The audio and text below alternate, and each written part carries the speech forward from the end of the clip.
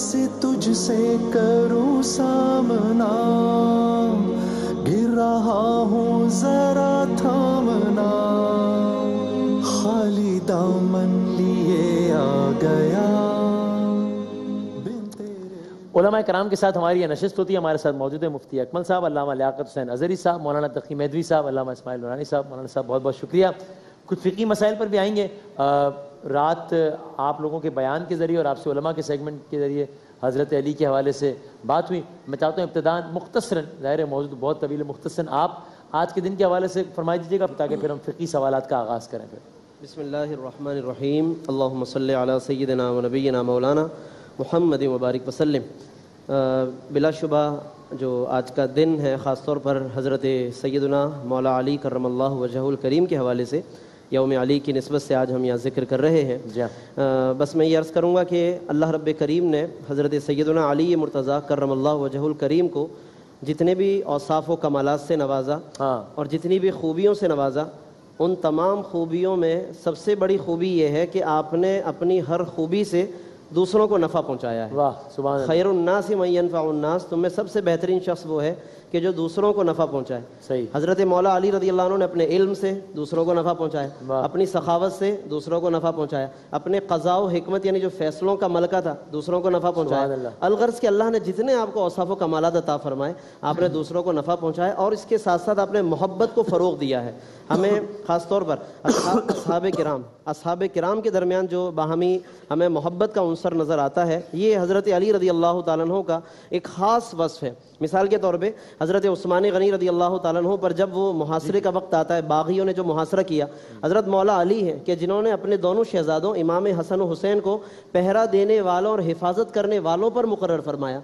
हज़रत फ़ारूक आज़म के निकाह में अपनी एक बेटी उम्मे कुलसूम अता फरमाते हैं। उधर से भी मोहब्बत है, इधर से भी मोहब्बत है। आज इस वक्त पाकिस्तान को, हम अहले वतन को मोहब्बत की ज़रूरत है। इस बुनियाद पर अगर हम भी मोहब्बत को फ़रोग़ दें तो यकीनन हम आपस में मजबूत हो सकते हैं और दुश्मन को दरअसल जवाब यही हम दे सकते हैं कि अल्हम्दुलिल्लाह हम आपस में एक दूसरे के साथ हैं और हम अहले मोहब्बत। और आपने जैसे उस दिन बड़ा शानदार जुमला कहा था कि इख्तिलाफ को इंतशार में ना तब्दील होने दें। इख्तिलाफ में रहना बड़ी एक मामूल की बात है। जी हाँ, इंतशार ना बनाया जाए, इंतशार और सबका एहतराम बहुत ज़्यादा ज़रूरी है। मुफ्ती अकमल साहब ज़रा कुछ फ़िक़ी मसाइल भी ले लेते हैं। इस्तिखारे के हवाले से तरीक़ाकार तो बाद में देखेंगे, कभी पूछेंगे, लेकिन ये पसंदीदा अमल है यानी कुछ लोगों की आदत है हर दूसरे काम पे इस्तिखारा करते हैं, ताकीद भी यही है, या बेहतर है कि बंदा इस्तिशारे के ज़रिए, मशवरे के ज़रिए किसी नतीजे पर पहुँच जाता है तो अच्छा है, कोई और सूरत ना हो, एक्सेप्शनल केस हो तभी इस्तिखारे पे जाना चाहिए। बिस्मिल्लाहिर्रहमानिर्रहीम। हदीस में तो यही है, सहाबे कराम अर्ज़ करते हैं कि नबी करीम सल्लल्लाहु अलैहि वसल्लम हमें इस्तिखारा इसी तरह तालीम फरमाते थे जैसे कुरान की कोई आयत सिखाते थे। अच्छा। लेकिन मैं इसमें ये ज़रूर कहूँगा कि इस्तिखारा का जो तरीक़ा है उसमें इशा के बाद जैसे 2 नवाफिल पढ़े इस्तिखारे के और फिर अल्लाह की बारगाह में दुआ की और ख्वाब में इशारे होते थे। सही है। तो सहाबे किराम के ख्वाब में और हमारे ख्वाब में ज़मीन आसमान का फ़र्क। सही है, सही उनके ख्वाब शैतानी एरर से पाक व साफ़ थे, उसमें नफसानियत का दखल नहीं था। तकाज़ाए नफसानी ऐसा गालिब नहीं होता था कि वो ख्वाब की शक्ल में मुतशक्कल होकर आ जाए। सही है। लिहाजा उनके इशारे मिन जानिबिल्लाह ही तस्वुर किए जा सकते हैं और किए जाने चाहिए। सही है। हमारे ख्वाबों में कभी कुत्ता पीछे भाग रहा है, कभी पिल्ली पीछे भाग रही है, कभी आसमान से गिर रहे हैं, कभी पानी के अंदर डूब रहे हैं।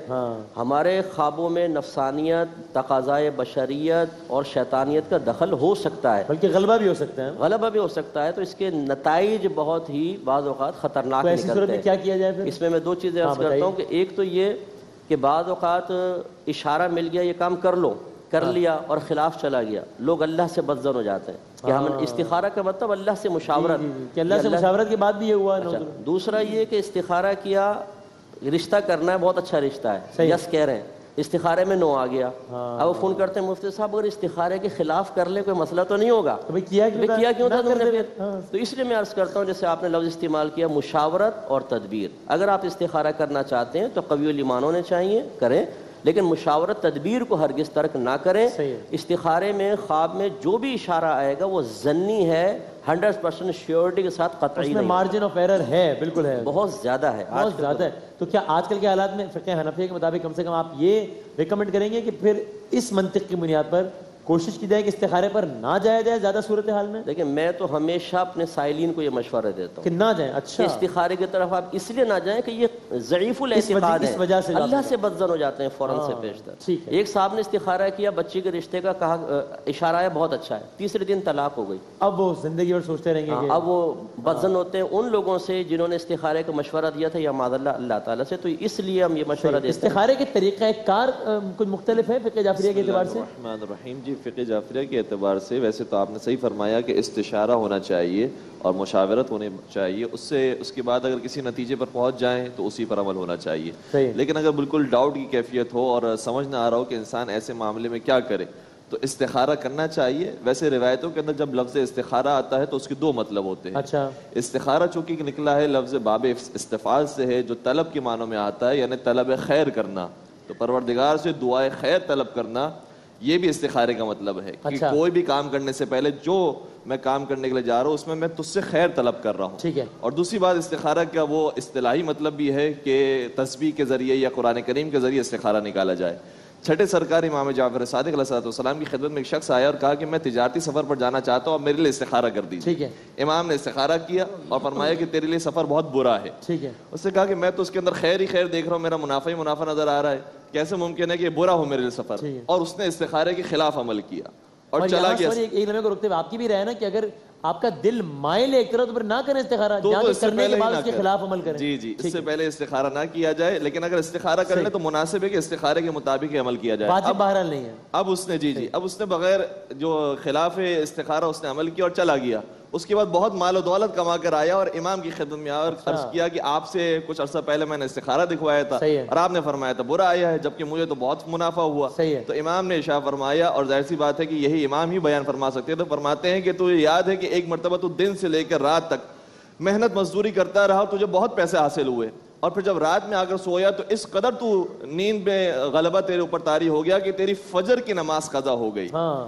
تو یہ فجر کی نماز جو تیری ایک قضا ہوئی ہے, جبکہ تو نے جان بوجھ کر بھی قضا نہیں کی ہے, اگر دنیا اور آخرت کی ساری نعمتیں بھی تجھے دے دی جائیں تو اس ایک نماز کی برابری نہیں کر سکتی. لہٰذا تیرے لیے استخارہ برا تھا. اور طریقہ کار کچھ ہے مختلف ہے یا وہی ہے خواب والا؟ پھر میں کئی سارے استخارے کے طریقہ کار ہیں جو سب معروف ترین ہے وہ ایک بتا دیجیے فقہ جعفریہ کے نزدیک. قرآن کریم سے بھی استخارہ کیا جاتا ہے اور تسبیح کے ذریعے بھی استخارہ کیا جاتا ہے. قرآن کریم سے جب استخارہ کیا جائے تو اس کا طریقہ عام طور پر یہ ہوتا ہے کہ جس صفحے کو کھولا جائے اس کی پہلی آیت میں جو اشارہ دیا گیا ہے اسی پیغام کو لے کر عمل کیا جائے. ٹھیک ہے. اور اس میں بھی پھر اشارے میں بھی جس طرح مفتی صاحب نے کہا ایک مارجن آف ایرر رہتا ہے کہ ہے تو قرآن کی آیت لیکن ہم کس طرح انٹرپریٹ کرتے ہیں. ایکچولی ہم تو علم غیب کے جاننے والے نہیں ہیں, لیکن قرآن کریم میں اگر پروردگار نے کوئی ایک اشارہ دیا ہے یا تسبیح کے ذریعے کوئی اشارہ آیا ہے تو ممکن ہے کہ اس کے اندر واقعاً خیر ہی ہو کہ جس کی طرف اشارہ کیا گیا ہے. جزاک اللہ. علامہ علاقہ قدری صاحب, دل میں قرآن پڑھنا نماز میں کہہ رہا ہوں, یعنی نماز میں جو قرآن کی جو صورتیں وغیرہ ہیں وہ دل میں پڑھ لی تو نماز فقہی اعتبار سے پھر باطل ہو جاتی ہے؟ دیکھیے جی, دل میں قرآن پڑھنے سے نماز نہیں ہوتی ہے, اس پر تلاوت کا اطلاق نہیں ہوتا ہے. کچھ بھی جہاں پڑھنے کا حکم ہے کہ آپ نے پڑھنا ہے, وہ تسبیحات ہوں, وہ قرآن ہو, وہ کچھ ہو, اس کے اندر الفاظ کا بننا ضروری ہے اور کم از کم اتنا پڑھا جائے کہ آپ کے اپنے کان کے اندر آواز آئے. اچھا. اس کے ضمن میں چونکہ آپ نے نماز کے لیے کہا ہے کہ میں جلدی سے ایک جملہ کہہ دوں گا. جی ضرور ضرور, کیونکہ ہمارا آدھا پروگرام تو استخارے پہ چلا گیا ہے, تو جلدی سے گزارش یہ کروں گا کہ جب آپ خاص طور پہ تکبیر تحریمہ کے لیے اللہ اکبر کہتے ہیں تو اس وقت بھی لوگ دل میں کہہ دیا تو نماز کا آغاز ہی نہیں ہوا. چاہے تلاوت ہو, چاہے تسبیح ہو, کچھ بھی پڑھنا ہو, اس کے لیے الفاظ کا ہونا اور کان میں آواز آنا ضروری ہے. صحیح. اور ایک اور بات یہ بتا دیجیے کہ ریسٹورنٹس میں آپ ویٹرز کو ٹپ دیتے ہیں, اس طریقے سے آپ اکثر لوگوں کو فیور کرنے کے لیے کچھ نہ کچھ دے دیتے ہیں, یعنی میں سفارش یا غلط کام کے حوالے سے نہیں کہہ رہا, اس طرح کی کوئی کسی کام کے عوض اضافی پیسے دینا, کیا آپ دل میں یہ سوال ہے صدقے کی نیت کر لیں اس میں تو کیا ثواب بھی مل جائے گا ساتھ میں اضافی؟ دیکھیں صدقات واجبہ, آپ کسی صدقات واجبہ جو ہے آپ کسی بھی کام کی اجرت اور بدل میں نہیں دے سکتے ہیں, لیکن ویسے آپ کسی کی ہیلپ بھی کرتے ہیں تو یہ صدقہ ہی ہے. اور دوسری یہ ہے کہ سروسز یہ جو ٹپ وغیرہ دی جاتی ہے یہ آپ یہ سمجھیں کہ ایک سروسز چارجز بھی ہیں کہ وہ آپ کو اچھے طریقے سے ٹریٹ کرتا ہے, تو آپ بطور انعام بھی دے سکتے ہیں, بطور سروس چارجز بھی دے سکتے ہیں. اور ویسے ہی کسی کی ہیلپ کرنا تو یہ صدقات نافلہ میں اللہ ضرور آپ کو اس کے اجر عطا فرمائے گا. کسی مسکین اور غریب کی آپ نے مدد بھی کر دی ایک مسلمان بھائی کی, تو ضرور اس پر اجر ملے گا. یعنی مفتی صاحب کسی کی ہیلپ کر دینا اور ساتھ میں دل میں یہ بات بھی, اللہ تعالیٰ تو جانتے ہیں دلوں کا حال, کہ یار یہ آج میں 2 پیسے دوں گا تو کل کسی بھی حوالے سے یعنی میرے ساتھ یہ کام کرتا ہے تو میں بجائے اس کے کسی فقیر کو دوں میں اس کو دے دوں, میرا کام بچہ کام بھی صحیح طریقے سے کرتا رہے گا, تو ایک صدقہ بھی ہو جائے گا, ثواب بھی ہو جائے گا, میرا فائدہ بھی ہو جائے گا. بس نیت میں اخلاص ہونا چاہیے. ماسی کو اس لیے تھوڑا زیادہ دے دینا یا عیدی دے دینا کہ گھر کو چمکا کر رکھے, تو اس میں پھر اللہ سے کہنا میں صدقہ بھی دے دیا. ہاں, تو یہ اخلاص کی کمی, جتنی اخلاص کی کمی ہوگی اتنا ثواب کم ہوگا. لیکن ہمیں کسی پر بدگمانی نہیں کرنی چاہیے, اپنی نیت کو ہمیں ملحوظ رکھنا چاہیے. ایک جملہ مصعب کی بات سے یاد آیا, ہمارے بہت سارے علاقوں کے اندر ایسا ہوتا ہے کہ ڈرائیور کو رکھ لیتے ہیں کم تنخواہ میں, کہتے ہیں رمضان میں ہم تمہارا خیال کریں گے. اور رمضان میں کیا خیال کرتے ہیں کہ رمضان میں ان کو زکوٰۃ دیتے ہیں, جو مارکیٹ اجرت ہے اس سے کم قیمت رکھ کے, اور رمضان میں خیال کرنے کا مطلب ہے کہ زکوٰۃ پہ سے دیں, تو اس کا مطلب ہے کہ آپ اجرت میں کم کر کے اور یہ دے رہے ہیں, تو زکوٰۃ کو بطور بدل کے اجرت میں نہیں دیا جا سکتا. بالکل صحیح ہے بھائی. تقی مہدی صاحب, ٹیلی ویژن پر نامحرم خواتین کو دیکھنے میں کوئی حرج تو نہیں ہے؟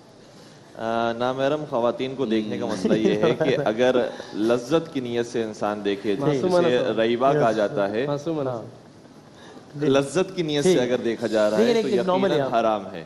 اور چونکہ بعض چینلز ایسے ہیں کہ جس سے دیکھنے سے انسان کو اگر لذت میں مبتلا ہوتا ہے تو وہ حرام ہے. اور اسی طریقے سے وہ بدن کے حصے کے جنہیں شرمگاہیں کہا جاتا ہے, انہیں تو دیکھنا چاہے لذت کے بغیر ہی کیوں نہ ہو, وہ بھی جائز نہیں ہے.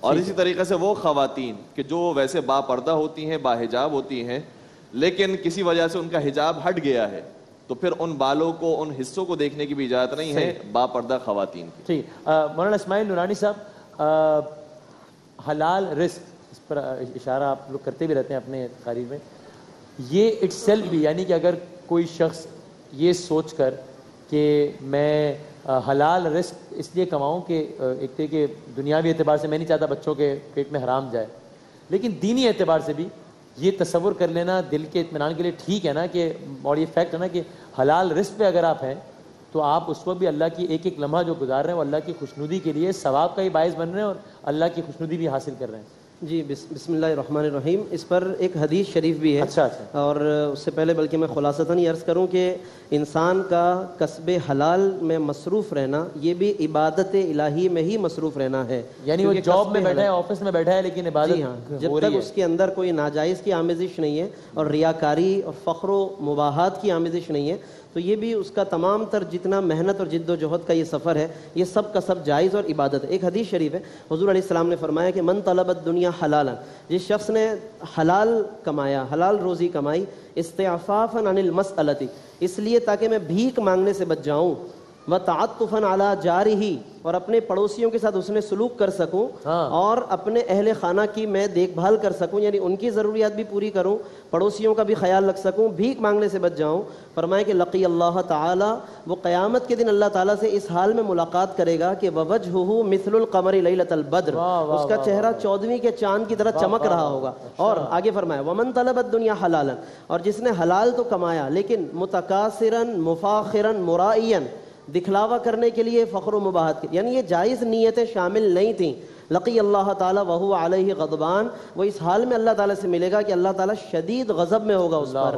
لہذا کسب حلال میں اگر اچھی نیتیں شامل کر لیں تو یقیناً وہ بھی عبادت کا. ہم نے ایسی بات میں حلال رزق عین عبادت ہے, یہ صرف ایک اس کو محاورہ سمجھ کے بھول نہ جائیں, باقاعدہ احادیث ہے اس کے پیچھے. جاتے جاتے مفتی اکمل صاحب, یہ بہت سارے لوگ کہہ رہے ہیں کل میچ ہے جی, فائنل ہے پاکستان انڈیا کا. جی جی, اللہ خیر کرے گا انشاءاللہ, بہتر ہوگا. کیا ٹپس دوں ان کو, کوئی ٹیم کو کیا چاہ رہے ہیں آپ؟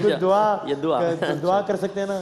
ہاں نہیں, بالکل دعا کر سکتے ہیں, کیونکہ میں دیکھیں بعض لوگ اس کو نیگیٹو سینس میں لے جاتے ہیں. میں کہتا ہوں اگر آپ کے پاس, آپ کے یہاں میچ ہوتا ہے, کتنا بزنس آتا ہے, بڑا کتنے غریبوں کو فائدہ ہوتا ہے. اچھا اگر آپ کا ملک صحیح چلے گا تو آپ دین کا کام بھی اچھے انداز سے کر سکتے ہیں. میں کہتا ہوں تو میں اس کی فیور میں نہیں ہوں کہ یہ روزے چھوڑ کر نمازیں قضا کر کے اس طرح کھیل کریں, یا کھیل کی ترغیب میرا مقصود نہیں ہے, بلکہ میں یہ کہتا ہوں کہ صرف نیگیٹو چیزیں دیکھنے کے بجائے تھوڑی سی اپنی نگاہوں میں مثبت انداز بھی اور مثبت پہلو بھی دیکھنے کی عادت ڈالیں. تو ہم دعا کرتے ہیں کہ اللہ تعالیٰ ہمارے ملک پاکستان کو عافیت کے ساتھ عزت عطا فرمائے, انشاءاللہ ہمارے ٹیم کو فتح عطا فرمائے. اور آج کل ویسے ہی مطلب حالات جیسے چل رہے ہیں کہ ہر طریقے سے ہمیں مختلف طریقوں میں دبایا جا رہا ہے، اللہ تعالیٰ ہمیں کم از کم اس جہت سے بلند دیتا ہے۔ ہاں بس یہ ہے کہ ہم نصیحت جو ہے لوگوں کو کرتے ہیں، لوگوں کو یہ کہ گھنٹوں اس کو مطلب دیکھتے رہنا کہ جس کی وجہ سے عبادات آپ کی متاثر ہونے لگے۔ ضروری کام، امی نے کام بتایا بیٹا یہ لے کر آؤ، وہ اوور ختم ہی نہیں ہو رہا اس کا۔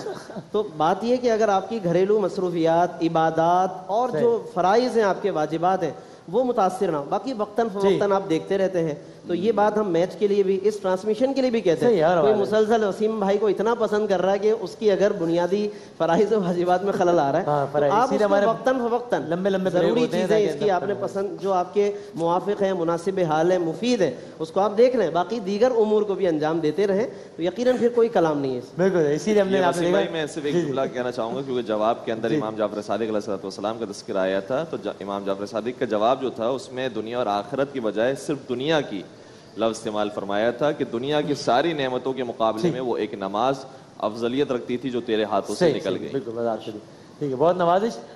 ہماری ٹرانسمیشن آپ ہمارے ساتھ میں دیکھتے رہیے، اور جو 8-10 منٹ کے لمبے بریک ہوتے ہیں تو آپ اس میں بھی آپ جو چاہیں، نماز پڑھنا بڑا ضروری ہے، وہ تو واجب ہے بلکہ، اور اس کے علاوہ بھی آپ جب جو ہے وہ جائیں اپنے کارہائے زندگی انجام دیتے رہیں۔ ابھی میں بریک لیتے ہیں، تقریباً 8 منٹ کا بریک ہے، اس کے بعد ہم آئیں گے، شان علم ہمارا سیگمنٹ ہوگا انشاءاللہ۔ رمضان یوں آ گیا بن کے رحمت یہ پھر چھا گیا، کیسے تجھ سے کروں سامنا، گر رہا ہوں ذرا تھامنا۔